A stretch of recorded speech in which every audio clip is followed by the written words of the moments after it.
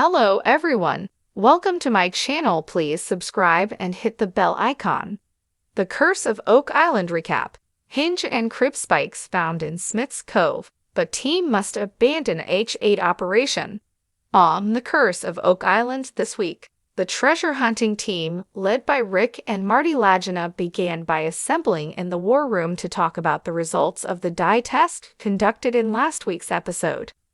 After the team pumped between 1/4 and 1/2 million gallons of water stained with fluorescent red dye to points on and around the island, they saw rusty seepage in Smith's Cove that had not been there prior. Later, the rust-colored water trickle tested positive for traces of the red dye. The team believe that this evidence indicates there is something significant underneath the crane pad in the cove, and hope that the finding is consistent with a plugged flood tunnel. Metal detecting expert Gary Drayton was the first to spot the reddish flow and noted all the rocks turned an orangey-brown color where water flowed over the rocks, and that he had never seen that color in the area before. Because the crane pad is built over the spot that the team now hope to find a convergence point that leads to the money pit, they need to talk to Irving Equipment Limited before any further exploration can take place. Crate Tester concedes that digging underneath the pad would be a pain, but he wants to follow the water flow and get all of the work done that they can this year while the cofferdam is in place. The team agree that they want to verify if the main flood tunnel has indeed been found, but time is not on their side. They will need additional environmental permits in order to expand their excavation efforts, as well as securing an extension on the present permit if they want to keep the 525-foot cofferdam in place.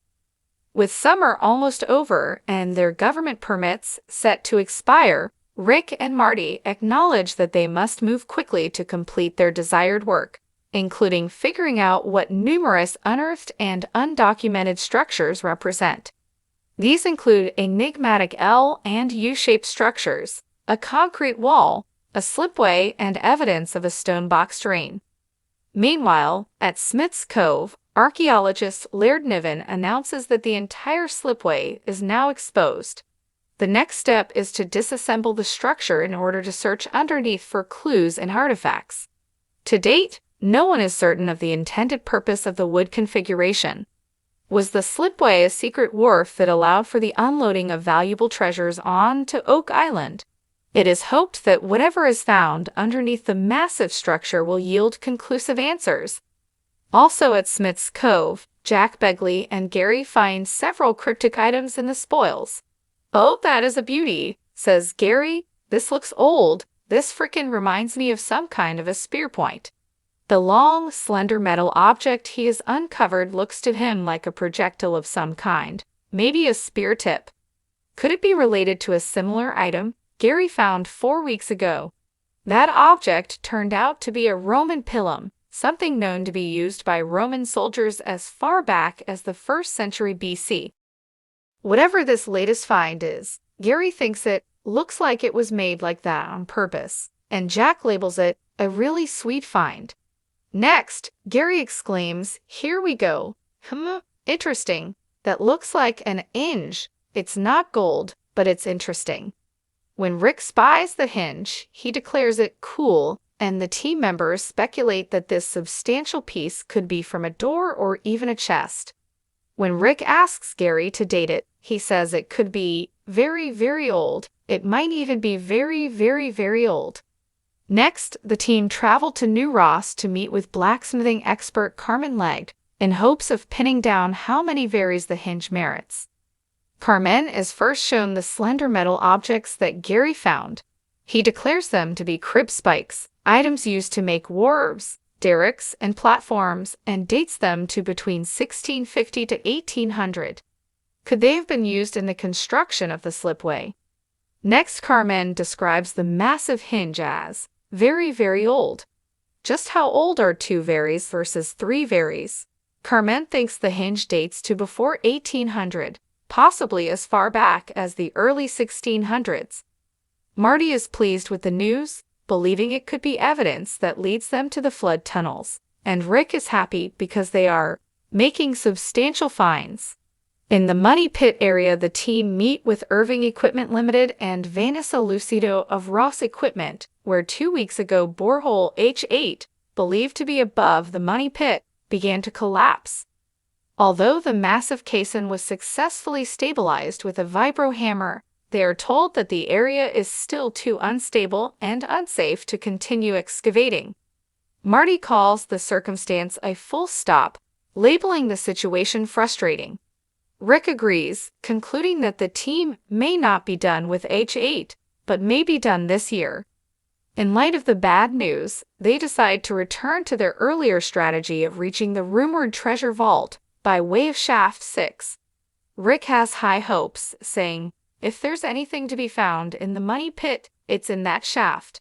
In fact, the team scored a success in the shaft when they found evidence of a 19th century searcher tunnel. Back in the war room, it's decided that Alex Lagina, Peter Fornetti, professional diver Tony Sampson, and Jack will follow up on intriguing offshore data taken from scans of the seafloor. The scans revealed what appeared to be a boat anchor and a murky shape with a triangular shadow, something Marty says is clearly an anomaly. But when Alex and Tony dive into the ocean in an attempt to locate these mysterious items, they must deal with visibility of only 10 to 15 feet. Complicating matters further, the team only have permits to search for artifacts on land, so they are prohibited from removing or even touching objects in the water. Even so, while it is against the law to disturb any item they find, they are excited when they discover that they have located the triangular formation. The thrill fades when Tony says it's covered in kelp, adding, "It looks like a couple of rocks."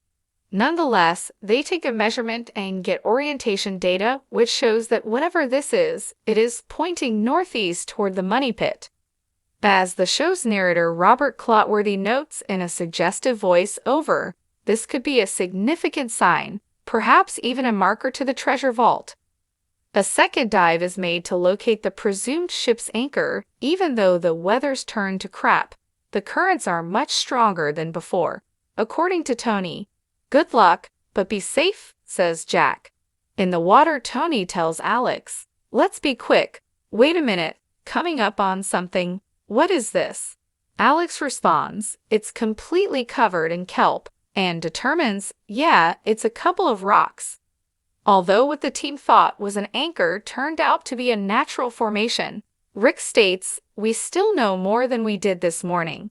Taking a page from Rick's Book of Optimism, Alex later concludes, "If you were sensitive to disappointment, you would not be on Oak Island." In the end, will the crib spike turn out to be the one thing needed to prove that the slipway was indeed put there by depositors? And if so, what was deposited? Could it be precious gold, priceless jewels, ancient artifacts, or perhaps something so unbelievable that it will change history forever?